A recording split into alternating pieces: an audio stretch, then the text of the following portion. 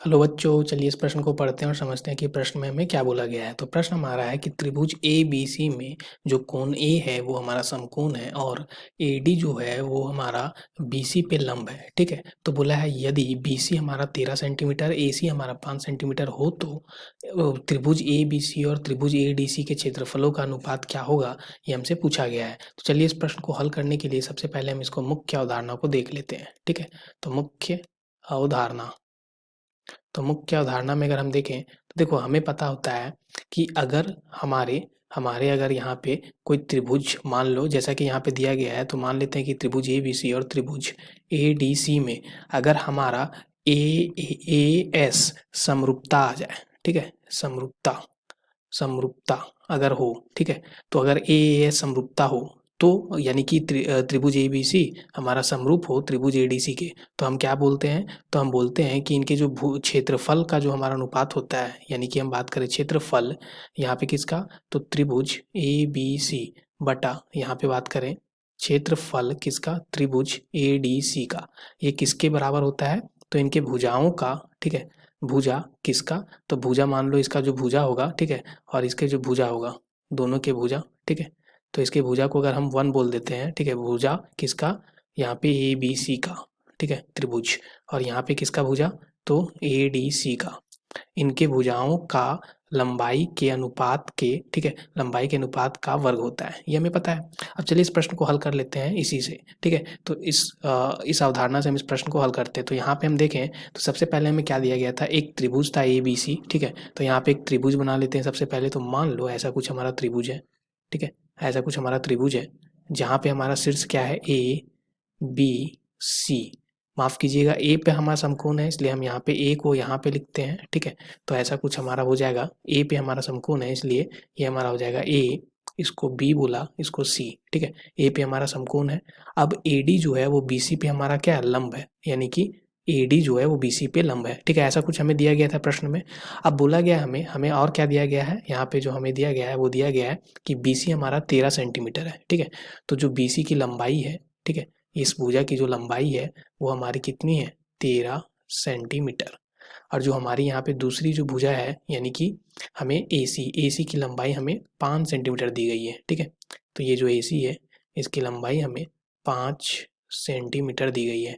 तो हमें बोला है कि यहाँ पे त्रिभुज, तो हमें क्या ज्ञात करना है, तो हमें ज्ञात करना है, ठीक है, ज्ञात करना है, हमें क्या ज्ञात करना है, तो हमें ज्ञात करना है क्षेत्रफल, क्षेत्रफल किसका, त्रिभुज ए बी सी का बटा हमें ज्ञात करना है क्षेत्रफल किसका, त्रिभुज ए डी सी का। ये क्या होगा, ये हमें बताना है। तो चलिए, तो यहाँ पे सबसे पहले हम देखें तो ये हमारा क्या हो जाएगा, तो यहाँ से अगर हम देखें तो ये हमारा क्या हो जाएगा, तो देखो यहाँ पे सबसे पहले हम देखें तो बात करते हैं त्रिभुज, ठीक है, त्रिभुज ए बी सी तथा त्रिभुज ए डी सी में। ठीक है, हम देखें तो यहाँ पे हमारा क्या है, ये जो कोण ए है, ठीक है, ये जो कोण ए है, ठीक है, इसकी हम बात कर रहे हैं, तो इसको हम कैसे लिखेंगे, तो सी ए बी, ठीक है, इसको हम लिख देते हैं। तो सी ए बी जो कोण है वो हमारा किसके बराबर हो जाएगा, तो यहाँ पे ए डी सी में अगर हम देखें तो वो हमारा ए डी बी के बराबर है और दोनों के दोनों समकोण है, यानी कि 90 डिग्री है। ठीक है, अब दूसरा चीज़ और हम देख सकते हैं यहाँ पे कि जो हमारा ए डी, माफ़ कीजिएगा ए डी सी में, इसलिए हमारा ये ए डी बी ना होकर ए डी सी होगा। ठीक है, यहाँ पे हम लिखते हैं तो ये हमारा क्या हो जाएगा, ए डी सी। ठीक है, तो यहाँ पे हम लिखेंगे ए डी सी। ठीक है, ऐसा कुछ हो गया। अब देखो यहाँ पे हम दूसरा चीज़ देख सकते हैं कि ये जो हमारा कोण सी है वो ए डी सी और ए बी सी दोनों में उभयनिष्ठ है। ठीक है, तो यहाँ पे हम बोल सकते हैं सी बराबर सी, यानी कोण सी बराबर कोण सी, क्यों, क्योंकि दोनों में हमारा क्या है, उभयनिष्ठ यहाँ पे ये कोण है। ठीक है, दोनों में हमारा उभयनिष्ठ कोण है ये। और तीसरा चीज़ हम देख सकते हैं कि जो हमारा ए डी सी और जो हमारा ए बी सी है दोनों में हमारा यही भुजा है, यानी कि ए सी, तो यहाँ से हम लिख सकते हैं दोनों में भुजा हमारा ए सी ही है। ठीक है, तो ये भी हमारा क्या है, उभयनिष्ठ भुजा है। ठीक है, तो ये भी हमारा उभयनिष्ठ उभयनिष्ठ ही भुजा है। ठीक है, इसलिए हम ऐसा लिख पा रहे हैं। तो यहाँ से हम बोल सकते हैं कि ए यानी कि ए एस समरूपता से हम यहाँ से बोल सकते हैं कि जो त्रिभुज ए बी सी होगा वो समरूप होगा त्रिभुज किसके, तो ए डी सी के। अगर ऐसा हो गया तो हम इनके जो क्षेत्रफल का जो हमारा अनुपात होगा, यानी कि क्षेत्रफल का अनुपात ए बी सी का त्रिभुज का और जो क्षेत्रफल जो हमारा यहाँ पे ADC का ये किसके बराबर होगा, तो इनके भुजाओं की लंबाई के अनुपात का हमारा वर्ग हो जाएगा। तो यहाँ से हम देखें तो इनके भुजा कौन कौन से हैं, तो बात करते हैं सबसे पहले हम यहाँ पे। तो ये हम ऐसा लिख सकते हैं कि इसका जो भुजा होगा जो कि हमारा क्या है यहाँ पे BC है, ठीक है।